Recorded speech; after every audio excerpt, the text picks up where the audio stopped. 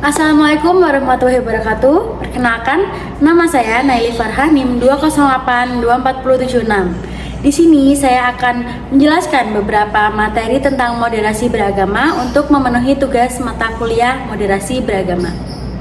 Materi yang pertama. Yang pertama yaitu maksud dari moderasi dalam Islam. Moderasi beragama adalah sikap beragama yang seimbang di mana seseorang tetap teguh pada keyakinan agamanya, namun tetap menghormati dan menghargai keyakinan agama lain.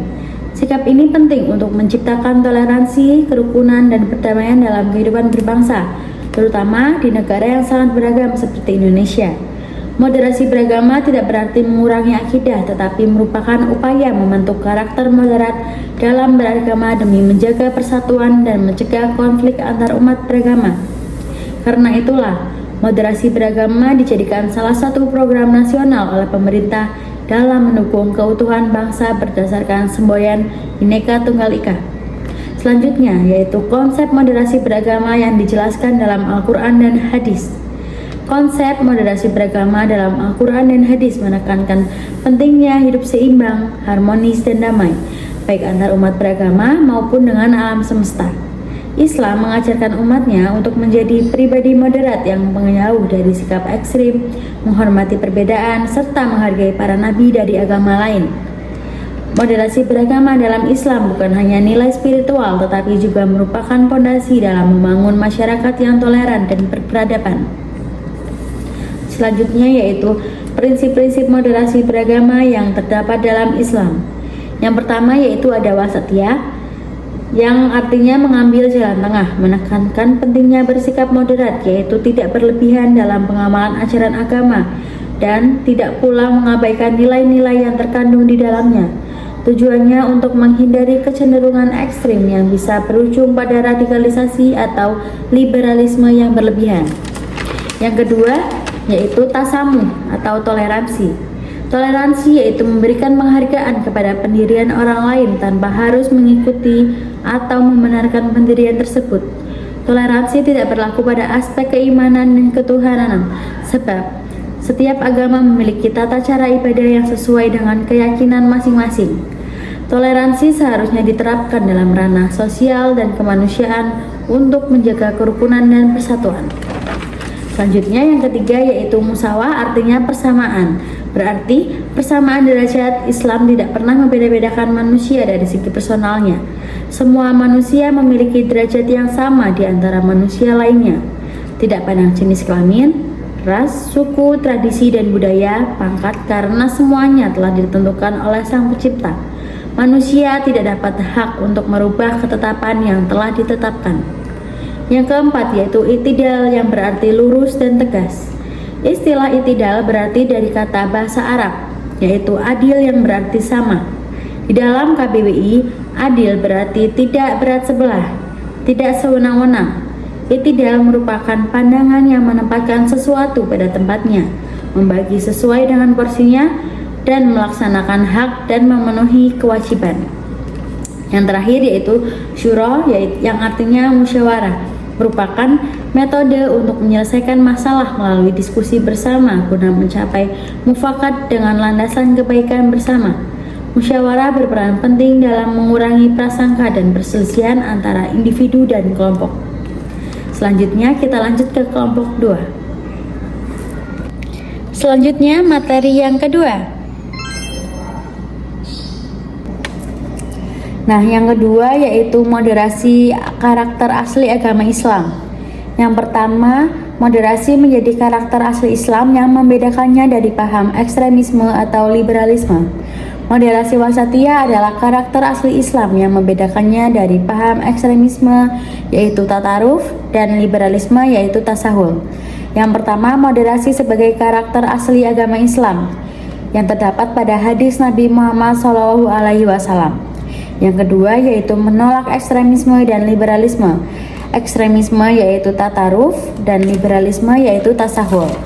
Selanjutnya, yang kedua, tantangan dalam menerapkan moderasi Islam di era modern yang penuh dengan dinamika sosial, politik, dan budaya. Islam merupakan agama yang membawa rahmat bagi seluruh alam, rahmatan lil alamin dengan karakteristik moderasi. Yang pertama, pengaruh radikalisme dan ekstremisme. Yang kedua, polarisasi sosial dan politik. Dan yang ketiga, penyebaran hoaks dan distorsi ajaran Islam. Selanjutnya, strategi yang efektif dalam menanamkan nilai moderasi Islam kepada masyarakat agar tetap relevan dengan perkembangan zaman. Yang pertama, menciptakan pendidikan berbasis moderasi.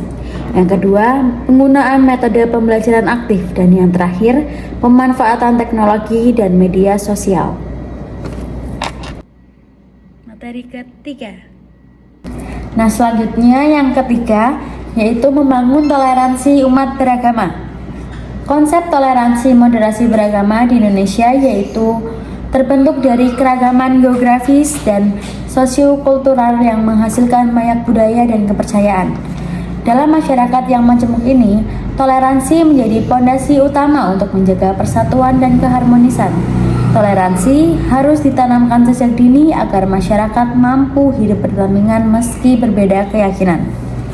Cara membangun toleransi dan menanamkan nilai toleransi sejak dini dalam lingkungan sosial, masyarakat, dan pendidikan yaitu yang pertama, pendidikan sejak dini. Yang kedua, dialog terbuka dan empati. Yang ketiga, menjaga kerukunan antar kelompok.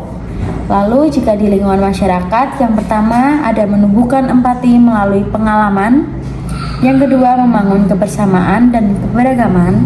Yang ketiga, memberdayakan masyarakat untuk berpartisipasi dalam pengambilan keputusan. Dan yang keempat, memberikan contoh lewat pemimpin dan tokoh masyarakat. Selanjutnya di lingkungan pendidikan, yang pertama mengintegrasikan nilai toleransi dan kurikulum. Yang kedua, pendidikan karakter dan nilai moral. Yang ketiga, menggunakan metode pembelajaran yang kolaboratif. Yang keempat, mengajarkan komunikasi yang baik. Dan yang kelima, memberikan teladan dari guru. Yang kedua, strategi efektif untuk meningkatkan toleransi dalam kehidupan beragama. Yang pertama, melalui strategi pemerintah, kita harus ada program dialog antar iman. Nah, selanjutnya yang kedua, indeks kerukunan umat beragama. Yang ketiga, regulasi dan kebijakan toleransi. Dan yang keempat, pendidikan moderasi beragama. Selanjutnya, melalui strategi tokoh agama. Yang pertama, menanamkan pemahaman inklusif. Yang kedua, memfasilitasi dialog antar umat beragama. Yang ketiga, menghindari narasi kebencian. Dan yang keempat, menjadi teladan dalam toleransi. Selanjutnya, melalui strategi masyarakat. Membangun jaringan sosial yang kuat, mempromosikan toleransi di media sosial, dan mengembangkan sikap toleransi aktif. Selanjutnya kita lanjut di kelompok 4. Materi yang terakhir yang keempat. Selanjutnya kelompok 4 yaitu ekstremisme beragama dan ruang lingkupnya. Pengertian ekstremisme beragama dalam konteks keagamaan dan sosial. Di dalam KBBI, kata ekstrim yaitu sesuatu yang berada pada titik paling ujung, dalam arti paling tinggi, paling keras, atau sangat fanatik. Kata ini juga digunakan untuk menggambarkan sikap atau pandangan yang keras, teguh, dan tidak mudah bergeser. Dalam bahasa Arab, ekstremisme dikenal dengan beberapa istilah yang memiliki konotasi serupa yaitu al-tataruf, al-unf, dan al-ghulu. Yang pertama al-tataruf, yaitu menggambarkan posisi fisik untuk menjelaskan sikap atau pemikiran yang berlebihan di dalam agama, perilaku, dan juga pola pikir. Yang kedua yaitu al-unf, yaitu penggunaan kekuatan secara tidak sah, sering melalui kekerasan dan main hakim sendiri guna mencapai tujuan tertentu. Yang ketiga al-ghulu, yaitu berlebihan atau melampaui batas terutama dalam keyakinan dan praktik keagamaan. Pandangan kontemporer seperti dari Muhammad Abdul Al-Jibri menyoroti ekstremisme Islam sebagai gerakan radikal yang menggunakan kekerasan atas nama agama untuk tujuan politik, termasuk menggulingkan pemerintah. Ekstremisme keagamaan ditandai dengan fanatisme, penafsiran sempit terhadap ajaran agama, serta sikap intoleran yang bertentangan dengan prinsip moderasi wasatiyah dalam Islam. Ekstremisme sosial sering memanfaatkan isu politik dan ekonomi untuk mendapatkan dukungan. Sekarang kita lanjut yang ke faktor-faktor yang mempengaruhi munculnya ekstremisme beragama. Yang pertama ada faktor internal.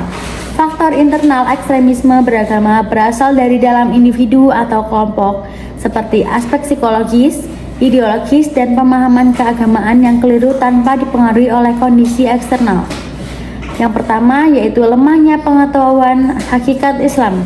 Salah satu penyebab ekstremisme beragama adalah lemahnya pemahaman terhadap ajaran Islam secara mendalam.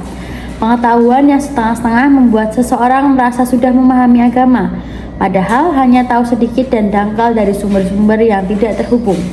Hal ini menyebabkan pemahaman yang keliru dan membuka jalan menuju sikap keagamaan yang ekstrim. Yang kedua, yaitu lemahnya pengetahuan tentang sejarah, realitas, sunnatullah, dan kehidupan. Lemahnya pemahaman terhadap realitas kehidupan, sejarah, dan sunnatullah membuat sebagian orang memiliki pandangan utopis yang tidak realistis. Mereka menafsirkan peristiwa tanpa landasan syariat atau hukum alam, serta ingin mengubah masyarakat secara total hanya dengan semangat, tanpa ilmu yang memadai, sehingga mudah terjebak dalam sikap ekstrim. Selanjutnya yang ketiga yaitu memberangus seruan kepada islamisasi. Tertutupnya akses dakwah yang terbuka dan minimnya bimbingan keagamaan membuat sebagian orang menafsirkan agama Islam secara sepihak, literal, dan kaku. Hal ini membuka jalan bagi masuknya ekstremisme ke dalam akal dan jiwa yang berpotensi menimbulkan pemahaman menyimpang serta tindakan yang mengganggu stabilitas sosial dan merusak cita Islam sebagai agama rahmat. Nah, yang kedua yaitu faktor eksternal. Faktor eksternal ekstremisme beragama berasal dari lingkungan luar individu atau kelompok, seperti kondisi sosial, politik, ekonomi, dan budaya baik di tingkat lokal maupun global yang dapat mendorong munculnya pandangan dan perilaku ekstrim.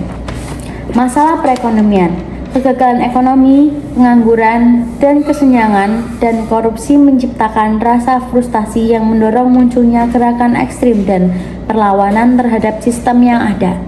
Yang kedua, faktor kekerasan.